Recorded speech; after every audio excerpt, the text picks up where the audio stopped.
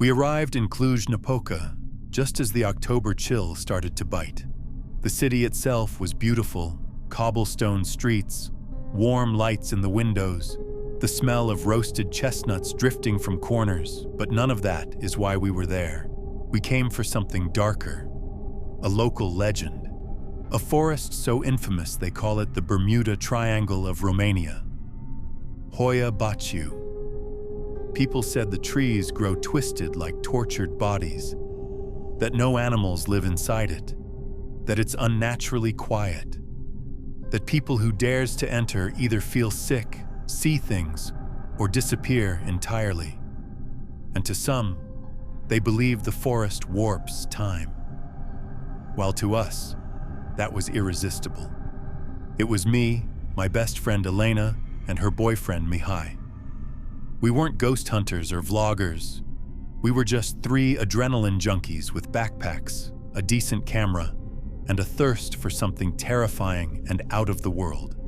We arrived at the edge of Hoia Baciu just after 8:30 p.m. There's no big welcome sign, just a narrow trail vanishing between trees that look like they've been reaching out to grab something for years. I remember hesitating at the tree line at first, as something about the air felt different, cooler and heavy, like walking into a church after hours. But feel watched, even if you're alone. Elena joked it off by saying, "Even if we get cursed, at least let's go viral." We all laughed, but even our laughter felt wrong in that space. After looking for the right spot, we finally set up camp just beyond the trail. A small patch of ground, barely flat, surrounded by knotted branches that creaked louder than the wind could explain. There was no phone signal, no nearby hikers. It was just the three of us, a few flashlights, and the promise of something strange. We planned to stay until dawn. At first, everything was fine. We roasted some sausages, passed around a cheap bottle of wine, and swapped stories from Reddit about cursed woods and shadow people. Then after that, we even started to relax, until everything went quiet. Not that the forest got still, it was quiet. I mean dead quiet. There were no insects, no breeze. Even our campfire seemed to flicker slower. Then Mihai, Elena's boyfriend, suddenly paused. He turned toward the trees and said, "Do you hear that?" I was about to shake my head when I heard it too. A whisper, very faint, like someone muttering just behind us, which was too soft to understand, but definitely there. We spun our flashlights around, scanning the trees, the twisted roots, even the gnarled branches above us, but we found nothing. Just darkness and silence thick enough to choke on. Elena tried to shake it off by saying, "Might probably be the wind," while forcing a laugh. But surprisingly, the trees weren't moving. Not even a single leaf swayed. That's when we saw it, the clearing. About a 20-minute walk from camp, it appeared without warning. One second we were pushing through thick brush, and the next, we were standing in a perfect circle of absolute nothing. No trees, no grass, no moss. Just smooth, bare earth like something had scorched the ground clean. Some say that clearing is where a UFO landed back in 1968, that the soil was burned and cursed, while others say it's far older, a place where strange rituals were held, sacrifices and blood offerings, something left behind that never quite left. It felt wrong. I stepped into it and instantly regretted it. The temperature didn't just drop, it plunged, like walking into a freezer that had been sealed shut for years. Elena stepped in after me, hugging her jacket tighter. But Mihai stayed outside the circle. He just stood there, shaking his head. "I don't like this," he said. We barely lasted a minute in that spot, but when I checked my watch, I felt my stomach sink. 11:42 p.m. When we left camp, it was barely 10:15. We lost over an hour, but none of us remembered it. That's when the hissing came back. Not in our ears this time, but this time, it was behind us. I spun my flashlight toward the sound and caught a quick glimpse of something pale ducking behind one of the twisted trees just beyond the clearing. It moved too fast to identify, but it was definitely human-shaped. Then, all of a sudden, Elena screamed and stumbled back, grabbing her arm. When I looked, blood was already soaking through her sleeve, and on her arm were 3 long, fresh scratches, which were deep enough to sting. They looked like fingernail marks. But none of us had touched her, and as far as we knew, we were completely alone. Then we ran. Branches clawed at our faces. The path twisted in directions we didn't remember. Every route was looking like a trap, and every shadow looked alive. We didn't stop until we saw the trailhead and our tiny tent, collapsed in the dirt like it had been trampled. We hadn't even been gone for 30 minutes, but the sun was rising. We made it back to Cluj by 9 a.m. None of us spoke in the car, not out of fear, but out of confusion, because nothing made sense. Elena's scratches were real. Mihai's watch had stopped. My photos of the clearing were blank, just a gray blur, like the lens was fogged up. But I know what I saw. The forest gets its name from a shepherd named Baciu, who supposedly wandered into the woods with 200 sheep in the early 1900s. Neither he nor his flock were ever seen again. Then, in 1968, a military technician named Emil Barnea took a photo of a disc-shaped craft hovering over the clearing. He submitted it to a local paper. The next day, he was fired and labeled a lunatic. But others started coming. Paranormal investigators, photographers, curious thrill seekers. Some walked out, while some never did, and some, they changed completely. The locals don't warn you with scary stories. They do it with quiet hesitation. The way their voices drop when they talk about the forest. The way they glance at the trees, like they're being watched. They say things feel different inside Hoia Baciu. That time doesn't behave normally. Some people claim they lose hours without realizing it, and others say it feels like minutes stretch on forever. Some complain of sudden dizziness or nausea, like getting hit with a wave of sickness the moment they cross a certain point. A few even get nosebleeds. When paranormal investigators brought EMF detectors, tools that measure electromagnetic energy, the readings went off the charts. Radiation levels, too. Geiger counters ticked higher than normal, especially near the clearing. And then there are the voices. People have reported hearing soft whispers just behind them, calling their name. Always quiet and out of reach. No one's ever caught it on tape, but they swear it's real. One scientist tried to map how the trees were growing in and around the clearing. What he found was strange. The trees didn't grow randomly. They were all bending slightly inward, like they were being pulled toward the empty space in the middle. As if something invisible was drawing them in. Soil samples taken from that exact area showed something even weirder. The magnetic energy in the clearing was nearly 30% stronger than anywhere else in the forest.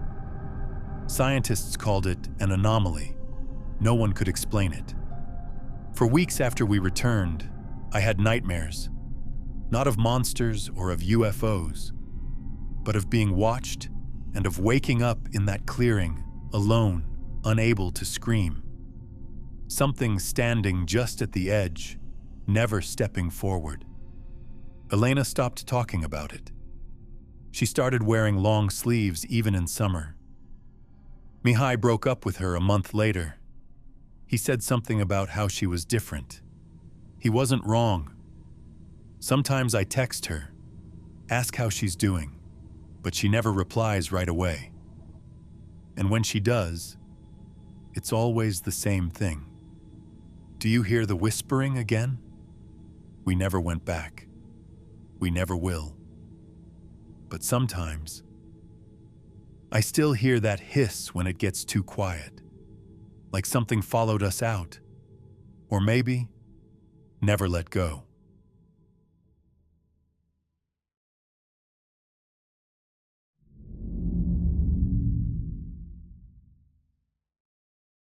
They say the soil on Poveglia Island is more bone than dirt. That's the first thing I heard about it, whispered by a gondolier who refused to even point in its direction. I had come to Venice hoping to film a short horror doc for my channel. I thought it'd be perfect, a forgotten island, thick with legend and decay. The most haunted place in the world, they called it. But no one wanted to take me. Every boatman I asked either laughed nervously or shook their head. One said, "If you go alone." Another muttered, "The dead don't like company." After some convincing and triple the usual fare, one man finally agreed. His only condition was he would drop me off, but he wouldn't wait, which I agreed. Then immediately, he dropped me off just after sunrise and said, "Don't be here when the fog comes in." I should have taken that as a warning, but I was so eager to experience what I'm about to experience and find out. The moment my boots hit the island, I knew this wasn't just an abandoned ruin. The air was so thick like it remembered things. It didn't smell like sea or salt, but smelled burned, like mold, chemicals, and something rotting deep beneath the surface. They call Poveglia the Island of Ashes, not just because of how it looks, but because of what it's made of. During the height of the Black Plague, the sick were brought here by the boatload, thousands of them. They were dumped like trash, some still alive, others barely breathing. Then they were burned. Entire trenches of bodies set ablaze to stop the spread. It's said that over half the island's soil is made up of their ashes and bones. When I walked across it, I swear the ground crunched like stepping on brittle teeth. And when the wind stopped, that's when I felt it. It wasn't a breeze or sound, but more like a presence, like something was watching me. So just past the shoreline, we found the ruins of an old hospital. That's where the plague victims were treated, if you could call it that. Archways swallowed by ivy, rusted iron doors still hanging crooked. No birds, no bugs, not even rats. It was completely still. And the deeper I went, the worse it got. It felt like the building itself was breathing. At first, it felt like a regular abandoned place. Dust, broken equipment, graffiti on the walls.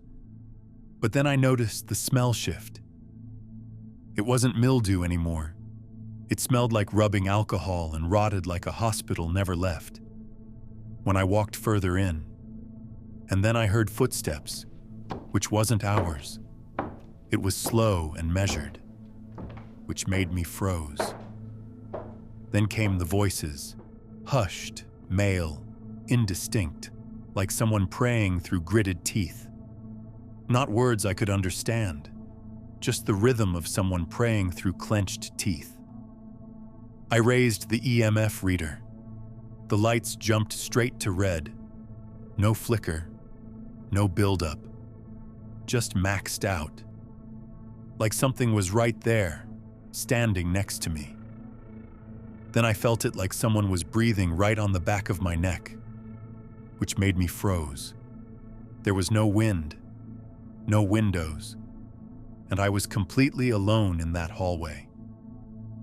Still, I turned, but nothing seemed to be there, just empty shadows. My hands were shaking. I forced myself to keep walking. Up ahead, the hallway opened wider.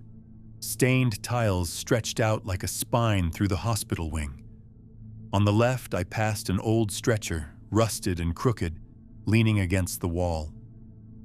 A plastic patient chart still clung to its frame. The paper was yellowed, damp, and too faded to read. But just seeing it made me feel like someone hadn't left. This was the asylum wing. In the 1920s, the government turned the island into a psychiatric hospital. Back then, it wasn't much more than a dumping ground for people with epilepsy, schizophrenia, or depression. They were locked away, tied to beds, and forgotten.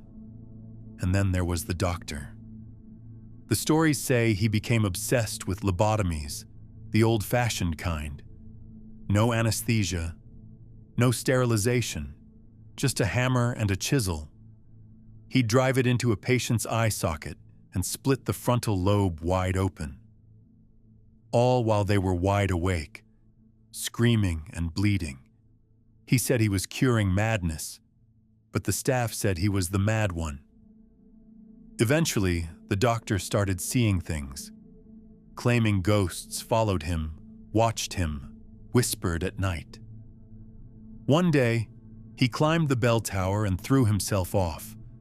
The locals say the spirits didn't let him die, that he survived the fall, shattered every bone but lay twitching for hours, screaming, until something dragged him back up into the dark.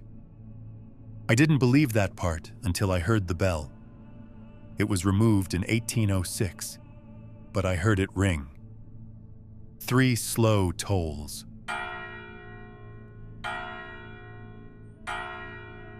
Not loud, but deep, like it came from under the island.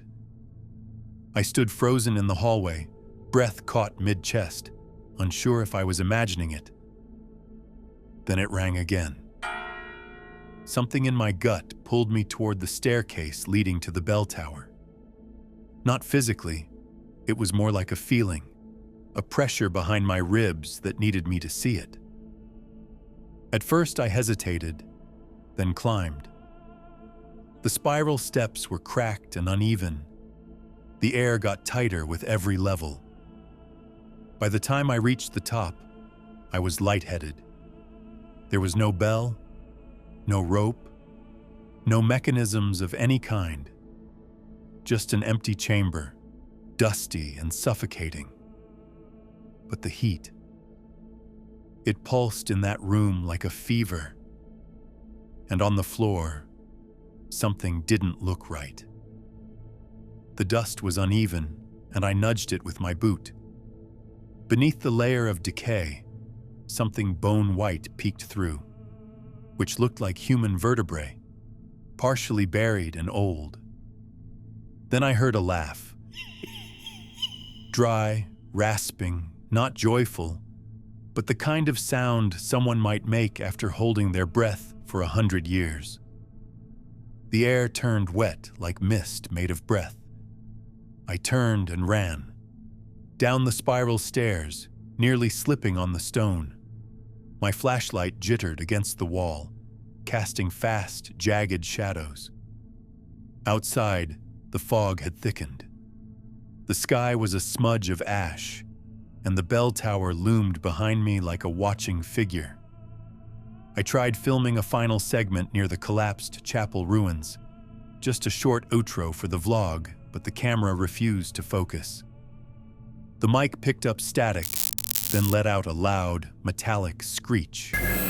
The EMF reader in my pocket jolted so hard the battery popped out. Then I heard a child's cry. It came from the direction of the chapel. I knew I shouldn't follow it, but I did. The chapel was mostly gone, blackened by fire, stone walls scorched and broken. But the altar still stood, covered in soot. To the right of it were bones. The air was pressurized, like the inside of a thundercloud. I stepped closer. That's when the back door slammed shut behind me so hard that it echoed through the broken space, and before I could react, a scream tore through the air. My flashlight slipped from my hand and clattered to the floor. In the single second of total darkness, something brushed my shoulder. I snatched the light, spun around, but found no one or nothing. I ran with no thoughts, just my instinct. I crashed through the brush, nearly tumbling into the water as I reached the dock. To my surprise, the boat was still there, still tied and humming like it had been running this whole time. It was like the island had sent the boat back without him. Tied loosely to the rotting dock, rocking like it had never left. Though there was no sign of him, just the boat. I untied it with trembling hands, fired the engine, and gunned it toward the fog. I didn't look back, not until I reached the lights of Venice.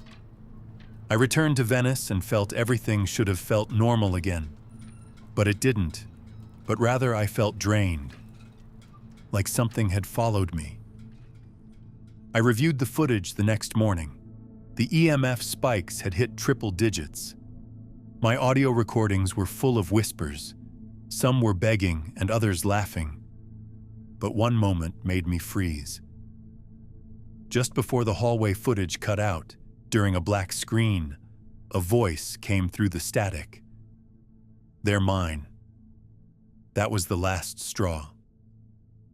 I never posted the video. I deleted the edit files. The drive was crushed with a hammer. But it didn't help. Because I still hear that bell. Mostly at night and in reflections.